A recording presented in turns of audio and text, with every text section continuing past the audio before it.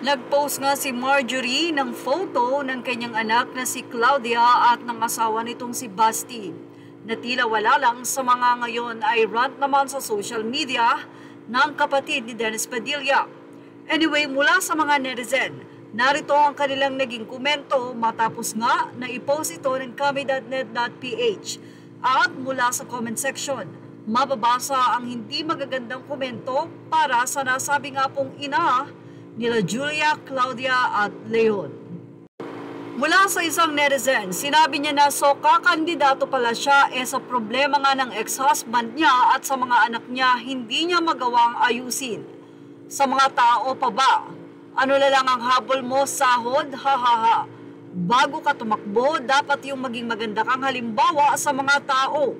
Kahit hiwalay kayo ng ex-husband mo, at least dun walang masasabi sa iyo yung tao.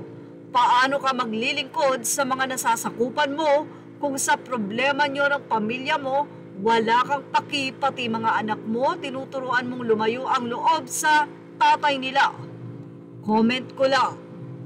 Nag-agree naman ang netizen dito at sinabi nilang tama ka kung umasta ay parang walang kasalanan.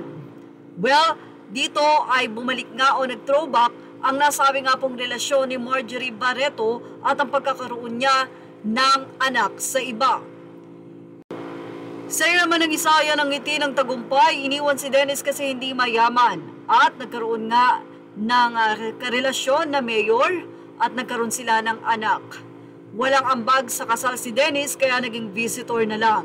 Kung mayaman sana si Dennis at Marjorie ang nagatid sa altar, just only my opinion, walang kokontra. Sa kanya namang Instagram post ay ibinahagi pa ni Jean Padilla ang kasiyahan nila sa simbahan kung saan maaga nga silang dumating kasama ang nanay ni Dennis, siyempre ang kanyang kapatid na si Jean. Narito ang kwento ni Jean. Ngayon lang po ako magsasalita, by 1 p.m. nasa church na po ako galing Bulacan going to Alabang. Sinama po namin ang 5 a.m. gumising na excited same kay Kuya Dennis Padilla para sa kasal ng anak niya. Ngayon lang ako nakam-witness ng kasal na di part ng program ang ama ng bride. Sa aga namin doon, na nandun na mga event organizer, wala man lang nagsabi na di siya part ng program. Hindi kasama sa entourage, na maglalakad sa gitna papuntang harapan ng altar. Nagtanong kami kung saan uupo ang nanay namin.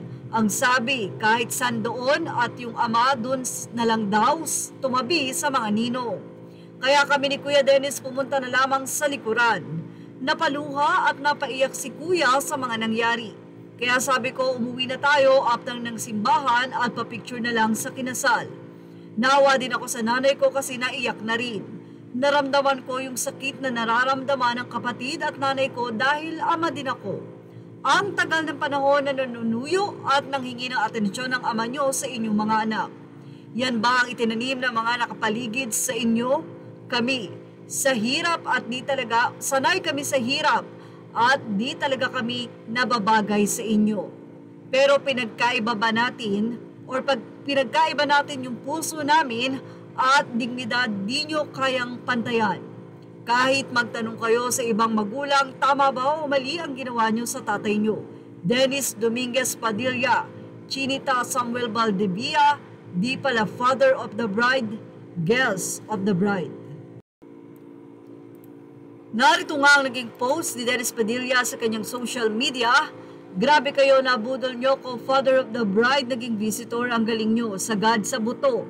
Doon ay may komento din si Dennis at sinabi niyang kapal nyo. Ito po ay sinasabi na nakakomment sa ad post ni Julia Barreto. Anyway, ang mga naging post na iyan ni Dennis Padilla ay burado na. Sa katunayan, hindi na nga umaten sa reception sila Dennis at kumain na lang sa labas kasama ang ina nila. Nakakalungkot lamang dahil ang masaya sanang celebration na talagang makikita mong very happy si Dennis sa nasabi nga pong wedding ng kanyang anak ay hindi ganoon ang naging resulta para sa kanya at sa kanyang ina, na sigurado na para sa kanyang nanay ay doon ang sakit mas lalo na nararamdaman ni Dennis at ng kanyang kapatid na si Jean. Sa ngayon ay wala pang anumang reaksyon na nanggagaling mula kay Marjorie Claudia at pati na rin sa kanyang husband. Anyway, ano masisay nyo about dito? Tama ba na in-invite si Dennis Padilla at hindi naman ba dapat siya nag-expect na siya ay magiging part ng entourage? At normal ba na maramdaman ito ni Dennis? Hindi din ba dapat ipinost ni Dennis ito? Lalong-lalo na kung alam niya na dito lang niya maihihinga ang sama ng loob sa social media. Makikita rin na mugto ang mata ni Dennis habang katabi ang anak niyang si Claudia sa photo. Yan ang ating Showbiz Snap update. Thank you for watching. Please like, share, and subscribe. Images are all credit to the rightful owners.